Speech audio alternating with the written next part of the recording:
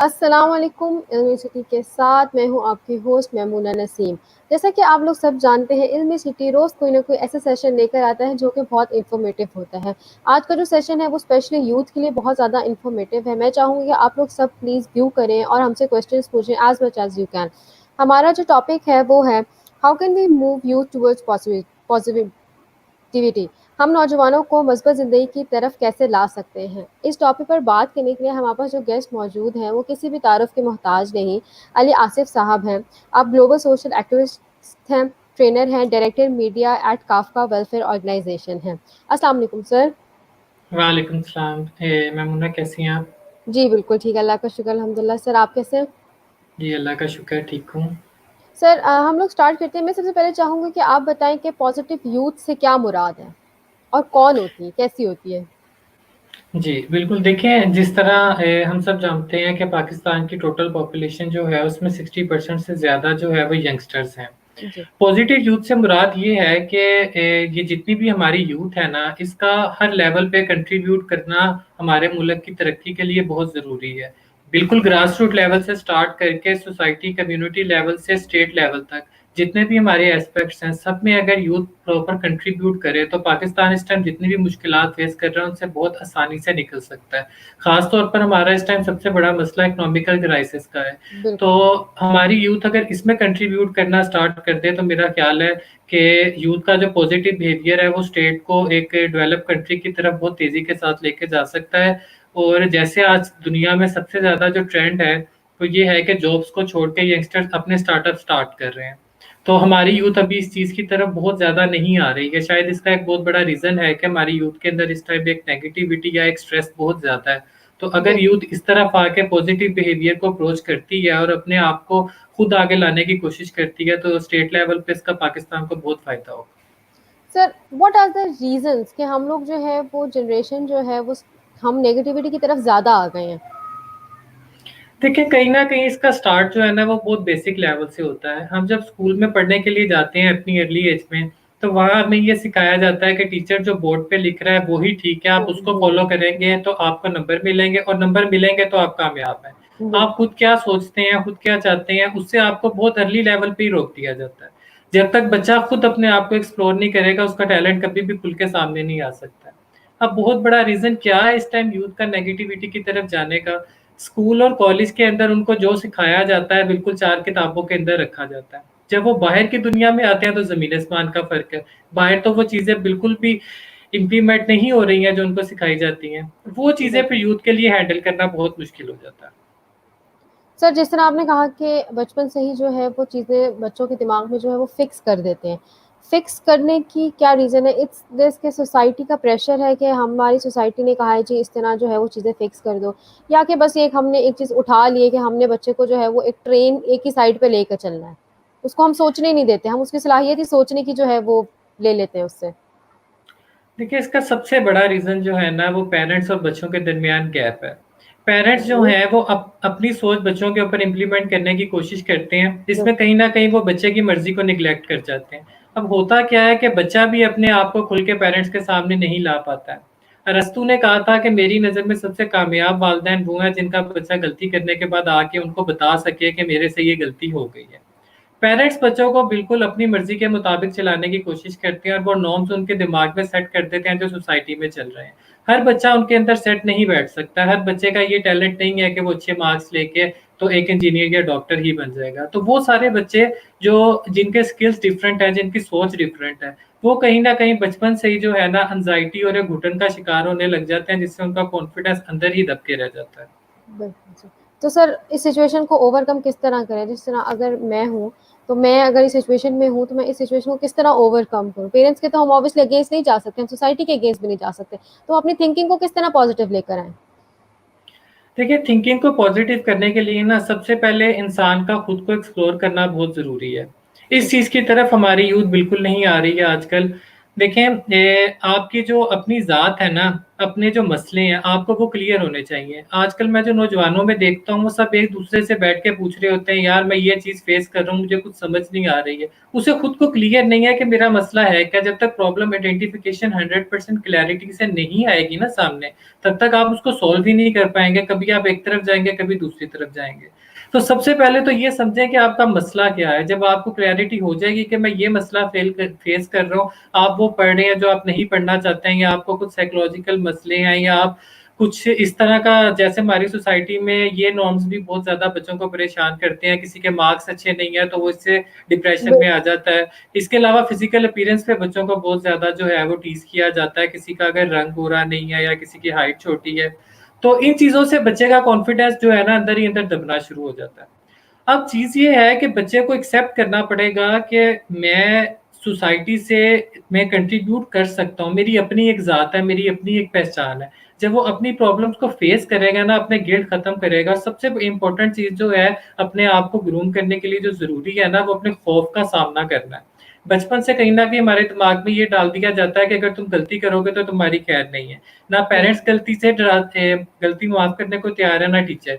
लेकिन जब तक बच्चा गलती करेगा नहीं ना, तब तक वो आगे नहीं बढ़ सकता। आगे बढ़ने के लिए बहुत ज़रूरी है कि आप कुछ स्टूपिड भी कर लें चाहे, लेकिन उससे आप इतना कुछ सीखते हैं कि आपकी ज़ात जो है ना, वो खुल के आपके सामने आनी शुरू हो जाती है। सर, आपने जिस तरह बात की कि सेल्फ कॉन्फिडेंस जो है वो बच्चे का जो है वो ख़त्म हो जाता है। सेल्फ कॉन्फिडेंस अगर ख़त्म हो गया है, सर्टेन एज में आके हम उसको किस तरह जो है वो दोबारा रीगेन करें, किस तरह हम अपना कॉन्फिडेंस जो है वो बिल्ड करें? सबसे पहले तो अपने इर्द-गिर्द की पॉज़िटिविटी को ढूँढना स्टार्ट करना बहुत ज़रूरी है। बच्चे हमें अपने कम्फ़र्ट ज़ोन से बाहर आना पड़ेगा अगर हमने अपना कॉन्फिडेंस वापस हासिल करना है तो। जब तक हम अपने हमारी कोशिश ये होगी कि हमें घरवालों से जो है वो सपोर्ट मिलती रहे, हम एक ही चार दीवारों के अंदर सुकून से रहें, एक अच्छी-सी जॉब मिल जाए वो कर लें और उसके बाद ज़िंदगी नॉर्मल तरीके से चलती रहे। इस चीज़ से ना आपका कॉन्फिडेंस कभी भी वापस नहीं आ सकता। आपको अपने कम्फ़र्ट ज़ोन से बाहर आना पड़ेगा। दुनिया में जितने भी लोग जिन्होंने कुछ बड़ा अचीव किया है, वो अपने कम्फर्ट ज़ोन से बाहर आए हैं। जो चीज़ आप बहुत ईज़िली अप्रोच कर सकते हैं, उसे छोड़ के जो चीज़ मुश्किल है, उसकी तरफ जाएँगे ना, तो आप फ़ील करेंगे कि आपकी वर्थ आपके सामने आ रही है, आपकी जो कैपेसिटी है, वो कितनी तेज़ी के साथ इंक्रीज़ हो रही है।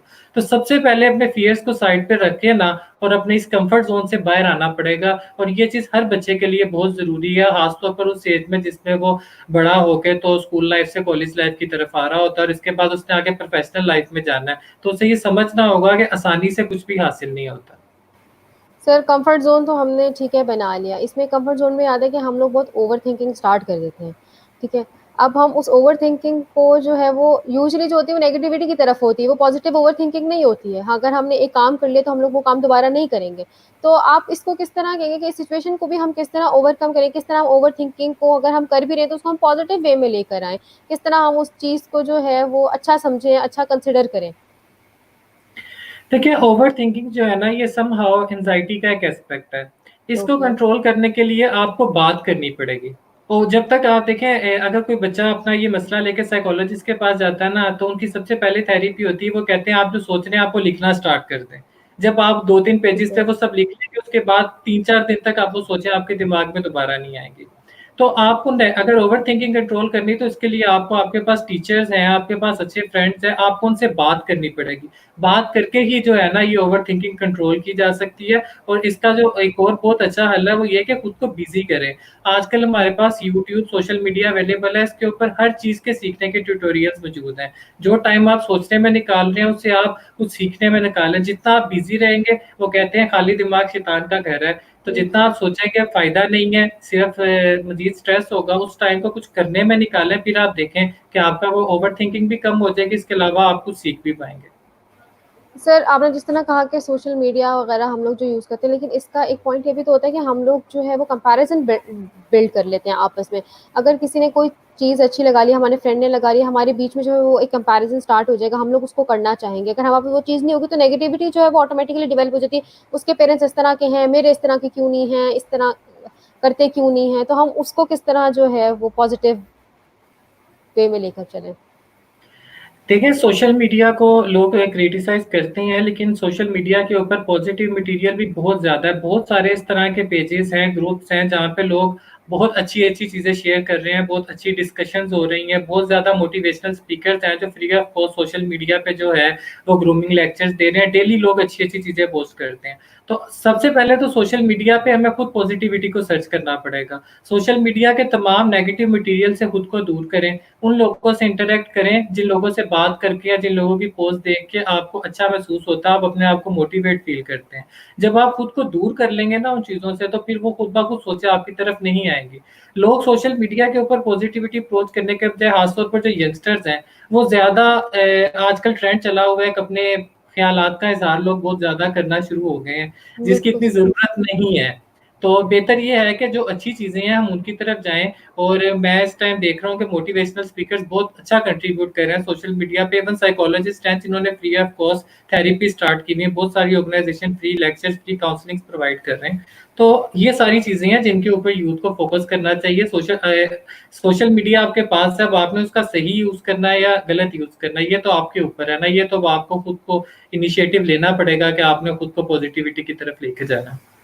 सर, जिस तरह आपने कहा कि ये सब कुछ जो है वो हमारे ऊपर आ जाता है, लेकिन हम लोग जो है वो डिसीज़न ही नहीं ले सक रहे होते हैं। तो इसके ऊपर आप क्या कहेंगे कि जब डिसीज़न पावर ही नहीं है, हमारी नेगेटिविटी हमारी डिसीज़न मेकिंग स्किल ही जो ख़त्म कर दी है, तो उस तरह तो हम नहीं कर सकते ना?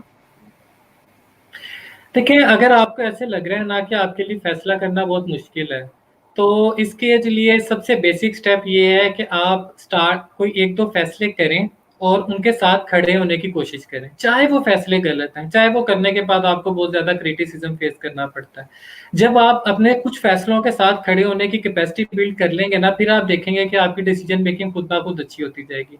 हम फ़ैसला इसलिए नहीं कर पाते हैं कि हम उसके नतीजे से डरते हैं। जब हम कोशिश बिल्कुल। करेंगे ना कि हम नतीजे से नहीं डरेंगे, हम बर्दाश्त कर लेंगे, हम घरवालों की भी सुन लेंगे, हम बाहर के नतीजे भी देख लेंगे, फिर आहिस्ता-आहिस्ता आपकी ये चीज़ जो है ना खुद ब खुद बिल्ड होनी स्टार्ट हो जाएगी। पहले कुछ फैसलों के नतीजों के साथ खड़े होने की हिम्मत करनी है, बस इतनी मोटिवेशन लानी होगी आपको।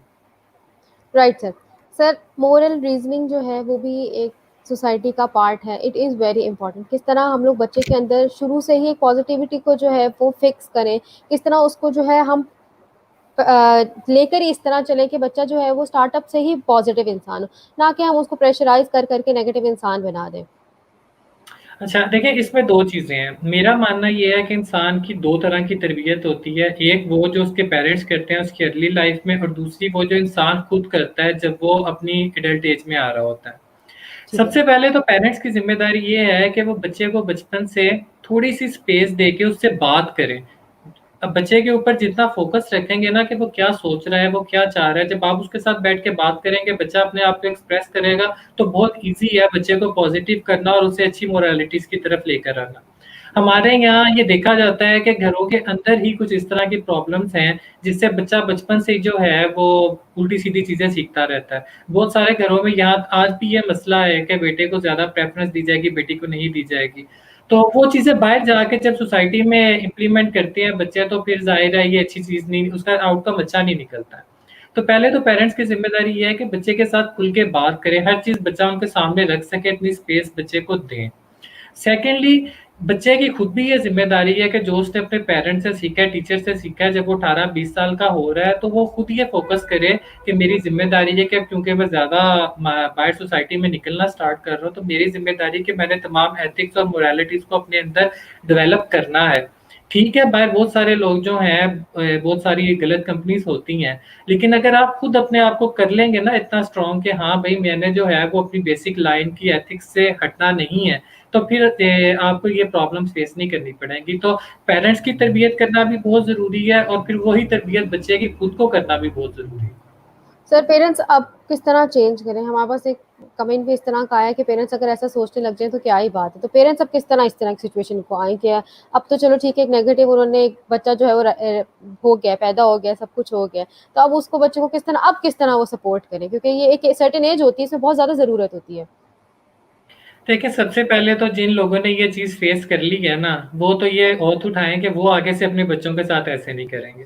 मेरे सामने इस तरह के एग्ज़ाम्पल्स मौजूद हैं कि जिन लोगों के साथ ये सब हुआ है, वो आगे से बच्चों के साथ वही दोबारा कर रहे हैं। तो पहले तो हमारी जनरेशन ने ये इनिशिएटिव लेना है, इसकी मैं खुद भी एक एग्जांपल हूँ कि जो-जो चीज़ें मैंने फेस की हुई है ना, मेरी कोशिश होती है कि मैं वो चीज़ किसी और को फेस ना करने दूँ। जहाँ मैं देखता हूँ किसी बच्चे को कोई मसला पेश आ रहा है, मैं उसको उधर ही जो है ना, मैं बहुत सारे पेरेंट्स के साथ बात करता हूँ कि वो अपने बच्चों के साथ अपना बिहेवियर चेंज करें। तो पहले तो एक चीज़ ये हो गई कि हम लोग खुद को चेंज कर लें। सेकेंडली पेरेंट्स को थोड़ा-सा उनकी रिस्पेक्ट के अंदर रह के समझाने में कोई बुराई नहीं है, बहुत सारे पेरेंट्स समझ जाते हैं। हम बात भी तो नहीं करते हैं। बहुत सारे बच्चे ऐसे हैं जिनके पेरेंट्स के साथ सालों से गैप चल रहे हैं, बैठ के खुल के बात नहीं हुई है। बच्चे भी इनिशिएटिव लें, वो आराम से बैठ के बात करें कि मामा और पापा मैं आपसे ये बात करना चाहता हूँ, आप प्लीज़ मेरी बात सुन लें। बच्चे भी इनिशिएटिव नहीं लेते हैं, उस गैप में समहाउ अब बच्चे आगे आएँ और जो फेस कर रहे हैं ये चीज़ें, वो कोशिश करें कि हम पेरेंट्स के साथ बैठ के बात करना स्टार्ट करें। बात करेंगे तो बहुत सारे बच्चे इसका अच्छा रिज़ल्ट देखेंगे। सर हमारे पास एक क्वेश्चन था कि किस तरह जो है वो हम जेलसी को जो है वो अपने आप से जो है वो चेंज कर सकते हैं, निकाल सकते हैं, क्योंकि jealousy factor is a main thing. देखें, जेलसी से अगर दूर रहना है ना, सबसे पहले अपने आप से मोहब्बत करना सीखें। जब आप अपनी वर्थ फ़ील करेंगे ना, फिर आपको दुनिया की कोई भी चीज़ खुद से बेहतर नहीं लगेगी। आपको अल्लाह ने जैसा बनाया है, बहुत खूबसूरत बनाया है और आपके अंदर जो टैलेंट है, ठीक है, आप के मार्क्स अच्छे नहीं है, आप डॉक्टर, इंजीनियर नहीं बन सकते, तो क्या पता आपके अंदर कोई ऐसा टेक्निकल स्किल हो, आपके अंदर कोई आप आर्टिस्ट हो कि आप एक डॉक्टर या इंजीनियर से ज़्यादा अचीव कर लें। तो अपने आप से प्यार करें और अपने टैलेंट पे ध्यान दें बस, और उसको परस्यू करने की कोशिश करें, दुनिया को छोड़ दें। Sir do you think jealousy is a factor हमारे अंदर नेगेटिविटी के लिए? बहुत ज़्यादा, और आजकल की यूथ में ये मसला बहुत ज़्यादा है कि एक दूसरे को देख के जो है वो कॉपी करना स्टार्ट कर देते हैं। अगर एक बच्चे फैशन जो है वो कुछ एक सर्टेन सोसाइटी फ़ॉलो कर रही है, तो बाकी बिल्कुल। सोसाइटी की भी कोशिश होती है कि हम उसी को फ़ॉलो करें। जबकि वो ये नहीं देखते हैं कि हमारे पे क्या सूट कर रहा है। तो सोसाइटी को बॉदर करना छोड़ दें। आप यकीन मानिए, मैंने बहुत सारे इस तरह के बच्चे देखे हैं अपनी स्कूल लाइफ़ में, अपनी यूनिवर्सिटी लाइफ़ में, जो अपनी पहचान खुद बनाते हैं। तो जेलसी को अपने से दूर रखने का बेहतरीन हल यही है कि आप सिर्फ अपनी पहचान बनाने पे ध्यान दें। इस चीज़ से जितना दूर रहें उतना बेहतर है। सोसाइटी या लोगों के पीछे भागना जो है ना, ये आपकी पहचान को खत्म कर देता है और इन दी एंड फिर आप ना ये दोनों साइडों में आके फँस जाते हैं।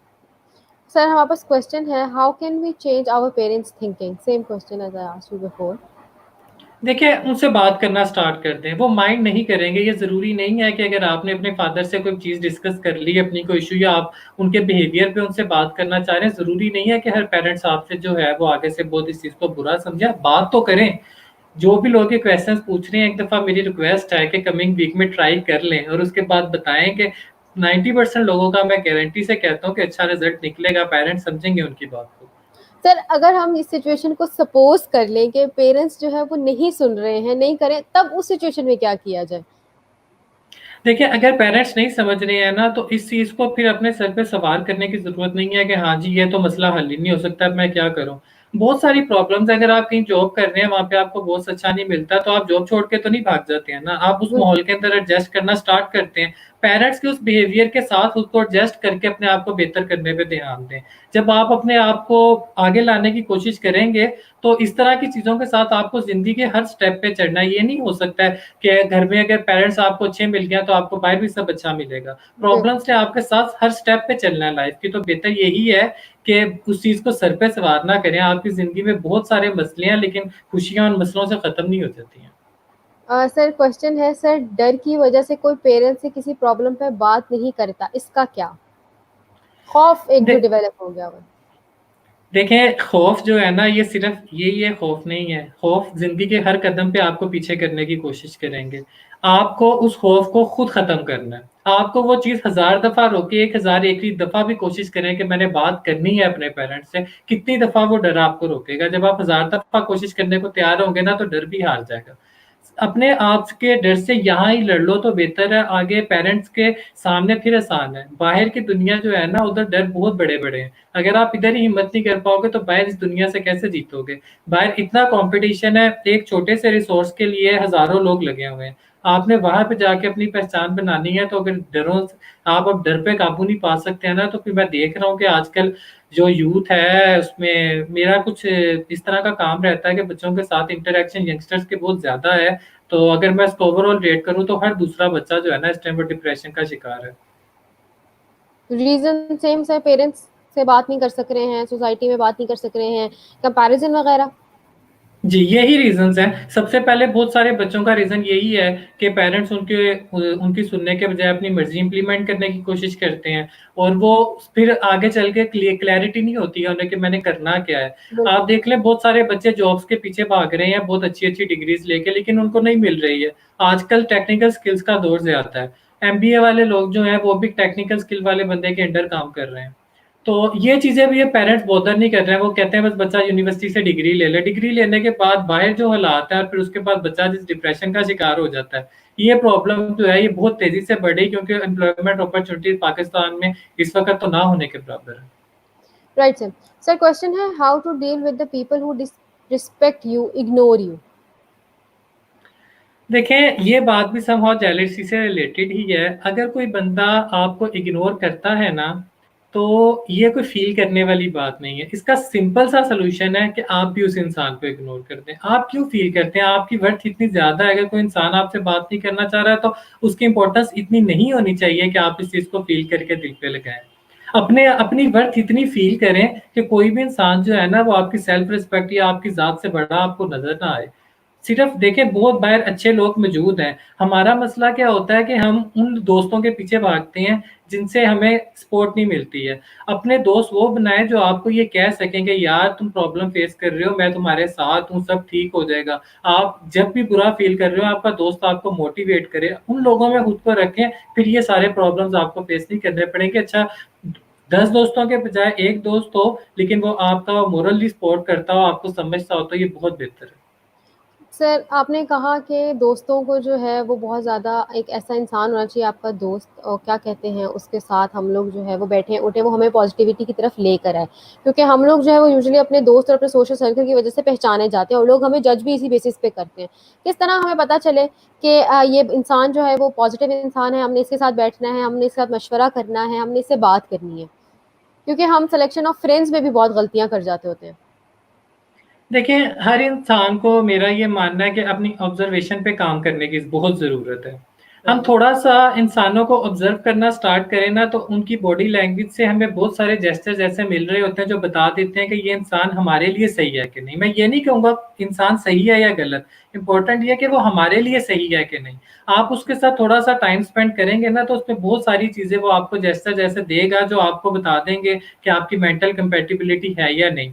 जब हम इन चीज़ों को देखते नहीं हैं और हम बहुत तेज़ी के साथ कोशिश करते हैं किसी इंसान के क्लोज़ होने की, थोड़ा-सा चाहे दुनिया का कोई भी रिलेशन है, वो दोस्ती है, वो टाइम पे बिल्ड करेंगे ना, तो आपको बहुत क्लैरिटी होगी कि आपने उस इंसान के साथ अपनी चीज़ें शेयर करनी है या नहीं करनी है। और कोशिश करें कि अपनी शेयरिंग को बहुत महदूद रखें। आजकल मैं ये प्रॉब्लम भी यंगस्टर्स में देखता हूँ कि वो जहाँ बैठे हैं, वो अपनी प्रॉब्लम शेयर कर रहे हैं। इस तरह बिल्कुल। लोग आप पे हँस तो लेंगे लेकिन आपको समझेगा कोई नहीं क्योंकि समझने की कैपेसिटी भी हमारे यहाँ बहुत महदूद है लोगों में। कुछ हमारी सोसाइटी ही इस तरह की है कि लोगों को नहीं इन चीज़ों का इतना अंदाज़ा है कि किस तरह से जो है वो इन प्रॉब्लम्स को समझता है। अगर कोई साइकोलॉजिकल प्रॉब्लम्स फेस कर रहा है, किसी को एंग्ज़ायटी है, तो आप उसको 5 मिनट समझाएँ, वो बहुत बेहतर फ़ील करेगा, लेकिन लोग मज़ाक उड़ाना शुरू कर देते हैं। बिल्कुल। इसलिए बहुत ज़रूरी है कि आपकी शेयरिंग बहुत महदूद रहनी चाहिए। ठीक हो गया। हमारे पास क्वेश्चन है, हाउ इम्प्रूव आवर कॉन्फिडेंस? देखिए, कॉन्फिडेंस के लिए जो है ना सबसे पहले ज़रूरी है कि आप अपने आप को लर्निंग्स की तरफ लेकर आएँ। हमारे यहाँ बुक रीडिंग्स का रिवाज बहुत कम है। अपने बिल्कुल। आप को सबसे पहले अपना नॉलेज एनहांस करें। अगर आपके पास बुक्स नहीं है, आपके पास सोशल मीडिया मौजूद है। आप यूट्यूब का अच्छा यूज़ करें तो आप देखेंगे कि दुनिया की हर चीज़ सीखने का मटीरियल यहाँ पे मौजूद है। जब आप ज़्यादा से ज़्यादा नॉलेज गेन करेंगे ना तो वो आपको कॉन्फिडेंस देगा। प्लस जो आपके टीचर्स हैं ना इनका आपकी ज़िंदगी में बहुत स्ट्रॉन्ग रोल होता है आपके कॉन्फिडेंस को बिल्ड करने में। पढ़ाई के अलावा टीचर्स के साथ जो है इस तरह की उनसे बात करें कि सर मैं अपना कॉन्फिडेंस बिल्ड करना चाहता हूँ, वो आपको 10 तरह की टेक्निक सिखाएँगे। इसके अलावा क्लास में आपको मौके देंगे कि आप अपना कॉन्फिडेंस बिल्ड कर सकें। टीचर जो आपके ऊपर एफर्ट करने को तैयार है ना, उनके साथ थोड़ा-सा टाइम आपको स्पेंड करना पड़ेगा। मेरी लाइफ में बहुत बड़ी कंट्रीब्यूशन है, मैंने जो भी सीखा है उसमें कुछ मेरे टीचर्स थे जिन्होंने मुझे पढ़ाई से हट के ज़िंदगी के बारे में बहुत कुछ सिखाया है। और ऐसे टीचर्स हर बच्चे को मिलते हैं, हम बस खुद जो है नहीं उस चीज़ को गेन करने की कोशिश करते हैं कि हम उनसे सीखें। राइट हो गया। सर हमारे पास क्वेश्चन है, पेरेंट्स ने ऐसा इमेज फ्रंट में रखी हुई होती है कि वी आर रूलर्स हेयर, इसमें हमारा क्या फॉल्ट है? I speak freely with my parents, but what about others? देखिए, इस चीज़ को मैंने पहले भी एक बात की कि ये हमारी जनरेशन ही है जो इसको चेंज कर सकती है। पिछली जनरेशन से अब ये एक्सपेक्ट इतना ज़्यादा ना करें कि वो चेंज होंगे। वो चीज़ उनके अंदर बहुत स्ट्रॉन्ग डेवलप हो चुकी भी है कि उनकी ही चलनी है, और शायद उनका कसूर नहीं है, उनके पेरेंट्स भी पीछे से ऐसे थे, उन्होंने यही बिल्कुल सीखा, बस हमने ये नहीं करना है। अब एटलीस्ट इतना तो हम लोग करें ना। और हमारी जनरेशन अब पेरेंट्स जो है वो बनने की तरफ आ चुकी भी है। अब मैं ये तो एक्सपेक्ट करूँ कि जो लोग देख रहे हैं मुझे, कम से कम वो अपने बच्चों के साथ बहुत फ्रेंडली रहेंगे। Right sir. सर घर में भी तो रहना है ना फिर। बिल्कुल, घर में भी रहना है, और इसके अलावा हमें एक खास एज तक पेरेंट्स की सपोर्ट की ज़रूरत भी है, जी तो हम नहीं ज़्यादा खिलाफ जा सकते हैं। बिल्कुल सर। सर एक इंसान जो है वो नेगेटिव हो गया है, हमने जो है उसको जो है वो हम उस सोसाइटी हमने जिस तरह आपने कहा कि हमने बिल्ड कर ली कि वो नेगेटिव ही रहेगा। अब हम उनके लिए पॉजिटिव अपॉर्चुनिटीज किस तरह लेकर आएँ और पाकिस्तान में क्या-क्या ऐसी अपॉर्चुनिटीज दी जा रही हैं स्टूडेंट्स को या बच्चों को जो कि इस तरह की प्रॉब्लम्स फेस कर रहे हैं? देखिए, सबसे पहले तो जिस तरह मैंने कहा ना कि हमने अपने वो पेरेंट्स की रवायत बदलनी है, तो हमने एक और रवायत भी बदलनी है। अपनी सराउंडिंग्स में जिस बंदे को भी आप अपने भाई-बहन को, कज़न को, फ्रेंड को देखते हैं ना कि वो थोड़ा-सा नेगेटिव है, वो थोड़ा-सा एंग्ज़ायटी का शिकार है, तो प्लीज़ उस पे एफ़र्ट करें, उसको टाइम दें, उससे बात करें, उससे प्यार से पूछें कि तुम्हें क्या मसला है। सिर्फ़ थोड़ी-सी बात कर लेने से जो है ना, किसी की बहुत सारी प्रॉब्लम सॉल्व हो सकती हैं। तो सबसे पहले आज हम सब यंगस्टर्स ये फैसला करेंगे, हमारी ज़िम्मेदारी है कि हमने अपनी सराउंडिंग में किसी बंदे को नेगेटिव या परेशान नहीं रहने देना है। तो पहले अगर हम सब ये ज़िम्मेदारी उठा लेंगे ना, तो हम अपने इर्द-गिर्द की यूथ को बहुत स्टेबल कर लेंगे। अब आ जाए पॉज़िटिव अपॉर्च्युनिटीज़ की तरफ। देखिए, पढ़ाई के साथ-साथ बहुत ज़रूरी है कि हर बंदा फ़िज़िकल एक्टिविटीज़ में एंगेज रहे। एक न्यूरोलॉजिस्ट हैं पाकिस्तान में, बहुत इस टाइम फ़ेमस हैं वो। उनसे मेरी बात हो रही थी, तो उन्होंने कहा कि मेरे पास जितने भी पेशेंट आते हैं ना, मैं उन्हें मेडिसिन तो दे देता हूँ, लेकिन साथ में उनको ये कहता हूँ कि बेटा कोई गेम स्टार्ट करो, छोड़ दो कंप्यूटर और मोबाइल की जान, दिन में 1 घंटा वॉक या कोई भी गेम स्टार्ट करो। उससे ही तुम्हारा जो है ना वो माइंड के जो नर्व्स हैं वो थोड़ी-सी स्ट्रॉन्ग होंगी, तो तुम्हें ये जो नेगेटिविटी है इससे दूर रहने का मौका मिलेगा। सबसे पहले बहुत ज़रूरी है, ये चीज़ आजकल बहुत लैग कर रही है कि हमारी फिज़िकल एक्टिविटीज़ नहीं है। बिल्कुल। स्विमिंग, कोई भी गेम लाज़मी स्टार्ट करें, प्लस इसके अलावा अपना टाइम अच्छी चीज़ों में स्पेंड करें। अगर आपके पास जो एक्स्ट्रा टाइम है, उसको किसी बुक पढ़ने में, अपने अच्छे दोस्तों के साथ बैठ के अच्छी डिस्कशन करने में, कोई अच्छा प्रोग्राम देख लें, अच्छी चीज़ों में टाइम स्पेंड करना स्टार्ट करें। हमें गॉसिप्स नहीं करनी है, हमें दूसरों को जज नहीं करना, दूसरों पे कमेंट करना छोड़ दें। सबसे ज़्यादा नेगेटिविटी जो इस टाइम स्प्रेड हो रही है ना, वो लोगों में बैठ के जो गॉसिप सुनते हैं ना, ये चीज़ हमारे अंदर सबसे ज़्यादा नेगेटिविटी क्रिएट करती है। हमने किसी पे कमेंट नहीं करना, ये चीज़ अल्लाह ताला या इवन किसी भी रिलीजन को उठा के देख लें, ये चीज़ किसी भी रिलीजन में पसंद नहीं की जाती है कि हम किसी के बारे में कमेंट करें, गिबत बहुत बड़ा गुनाह है। और ये जी, चीज़ हमारी नेगेटिविटी में बहुत कंट्रीब्यूट करती है। बिल्कुल सर। सर क्वेश्चन है, last days I got 1016 marks in matric but my family is still not happy, what should I do? देखें, आपके मार्क्स इतने अच्छे आए हैं, अगर पेरेंट्स फिर भी माशाल्लाह। खुश नहीं है, तो देखें, हमारे टाइम पे तो इतने नंबर आ जाते तो लिटरली जो है वो बच्चा खुशी से पागल हो जाता। अनफॉर्चुनेटली आप जिस टाइम पे हैं ना, इस टाइम पे बहुत ज़्यादा मार्क्स आने लगे हैं बच्चों के। तो सबसे पहले तो खुद को कांग्रेचुलेट करो, इतने अच्छे नंबर ले लिए। कोई खुश नहीं होता, तो आप तो खुश हो ना अपनी ज़ात से।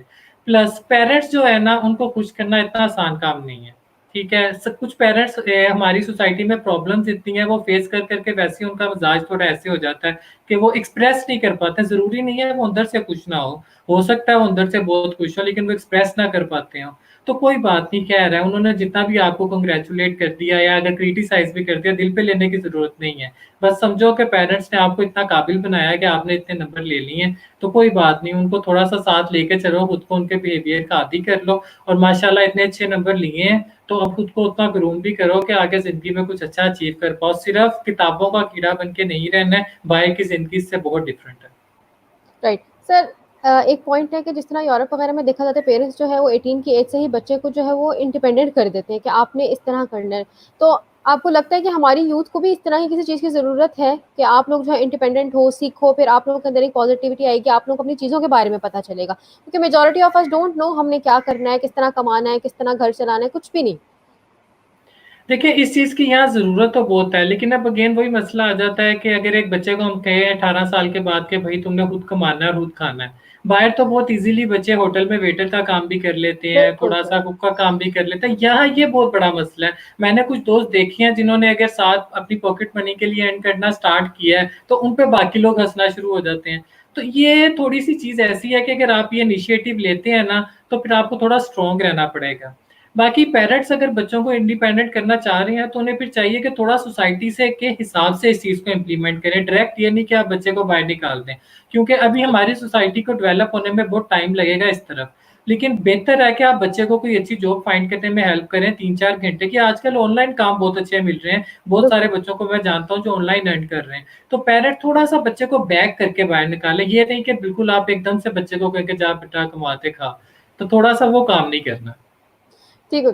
Thank you so much sir, बहुत अच्छा सेशन रहा आपके साथ। इंशाल्लाह दोबारा मुलाकात होगी। सब लोगों को जो कि हमें देख रहे हैं, स्पेशली टू पेरेंट्स, अपने बच्चों की बात सुने, उनको समझने की कोशिश करें वो किस फील्ड में आना चाहिए, किस साइड पे आना चाहिए। ज़रूरी नहीं है कि जो चीज़ वो सिलेक्ट करें वो गलत होगी। कभी कभी बच्चे जो हैं वो बहुत ज़्यादा तरक्की कर जाते होते हैं अपनी पसंद की हुई चीज़ में। मुझे मेमूना नसीम आपकी होस्ट को दीजिए इजाज़त। मिलेंगे यूनिवर्सिटी के दूसरे सेशन के साथ। अल्लाह हाफ़िज़। अल्लाह हाफ़िज़।